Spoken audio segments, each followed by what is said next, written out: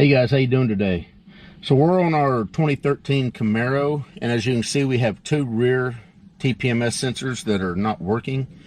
So we're going to use the Bead Buster 10,000. We're going to break the bead down, replace the TPMS sensor, program it, and then get this both rear tires working again. So let's get after it. Okay, so the first step is to jack the car up, in this case so that the wheels will set as far down as possible. And if you haven't seen my last video, this works without having to take the tire off of the car. Then the second step is to remove the valve core and deflate the tire.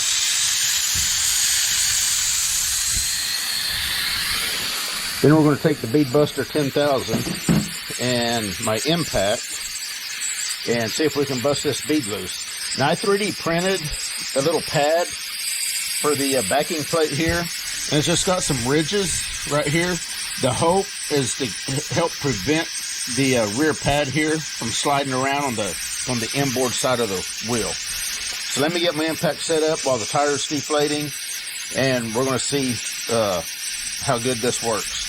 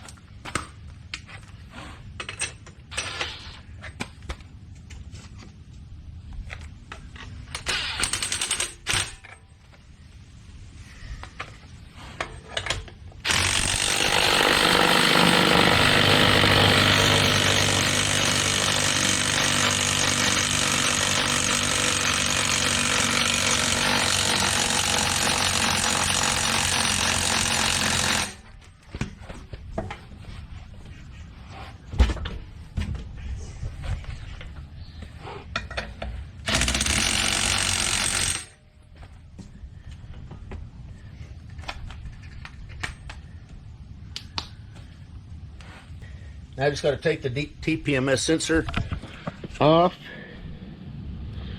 and screw the other one on, and then program it, and we'll be good. Now, as long as the valve core itself is good, I generally will not change the valve core. I'll just reach in here, take the old sensor off,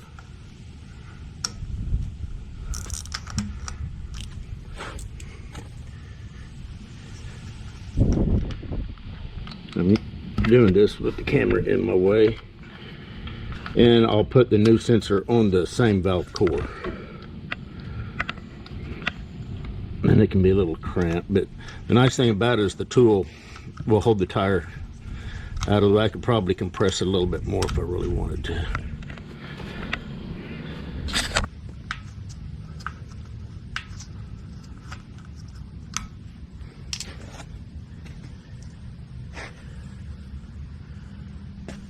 And sometimes the valve core itself has to be turned to get it to line up.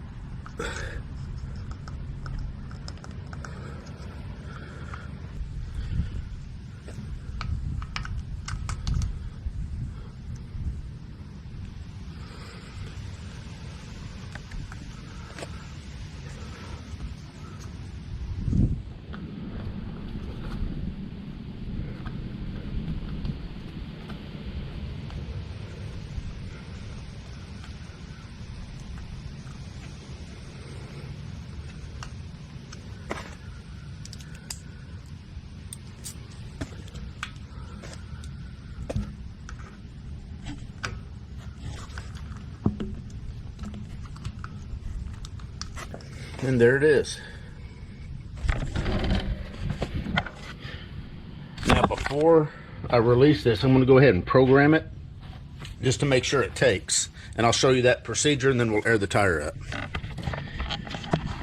Here's the old one. Here's the new valve core. I saved these in case I ever need one. But like I said, I typically take the TPMS sensor off. It's just easier to screw the TPMS sensor onto the original valve core. Alright guys, so we're going to use the CRP 919 EBT. The XBT is the same scan tool, and we're going to use the i-TPMS by launch. We're going to go over here to other modules, go to toolbox, TPMS, and then we're going to hit OK. I do have the car turned on, and the VCI is plugged into the car. So the first thing I'm going to do is pull the original TPMS IDs out of the car. America, and let's see here, this is a Chevrolet. It is a Camaro 2013. They are 315 megahertz. There's a couple different Camaro 2013, so you'd need to get the manufacturing date or know the frequency of the sensors. And the first thing I'm going to do is hit read ECU ID, and that's going to pull what's in the car computer, and we're just going to basically clone the TPMS on the left rear to this ID number right here that you see, that 87DD B4D2. So I'm going to hit OK, and I'm going to come over here to programming. We're going to hit rear left, copy by OBD.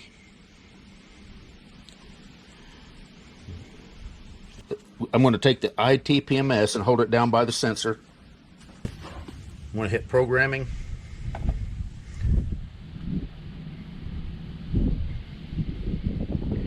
And you can see that it's programming.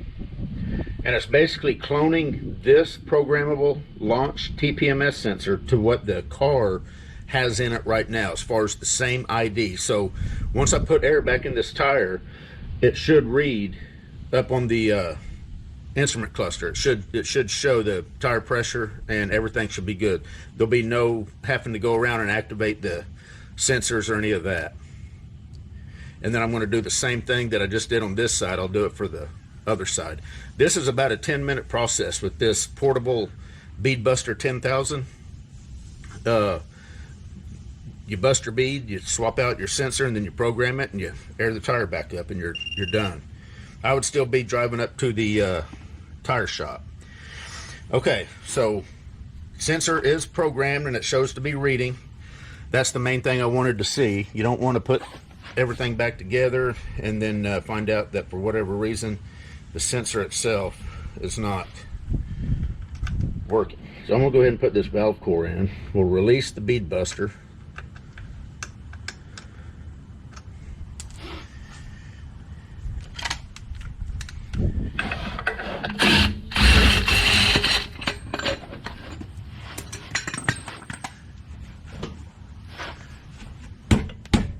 And sometimes, actually I should have left the valve core out, but this bead looks like it's pretty tight, so let's see if we can get some air in it.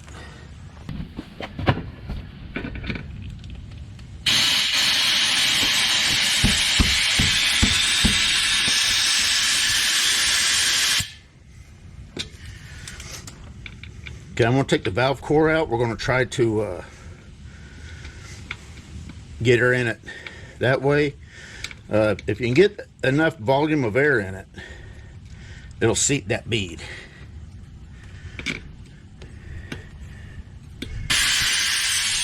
There we go.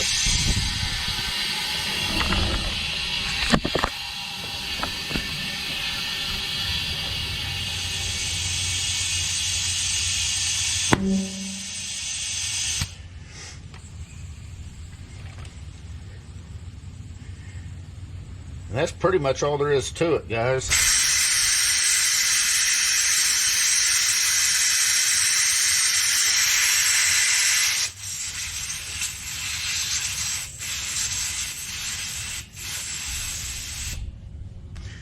Finish airing the tire up, and I'll show you the instrument cluster. We'll air the tire up to 40 psi. Yeah, before I used to have to take the wheels off and take them up to the tire shop and pay $20 each to have them do that, and then come back and put them back on the car, or drive the car up, wait around, have them dismount the wheels and tires, and put them in. And I got tired of having to do that, so that's why I wanted to come up with some way to be able to bust the beads myself and not have to take the wheels and tires off. So let's see if we were successful here.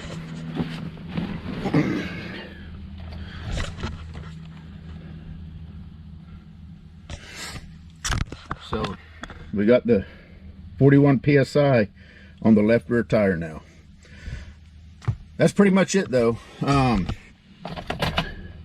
going to go ahead and do this other side.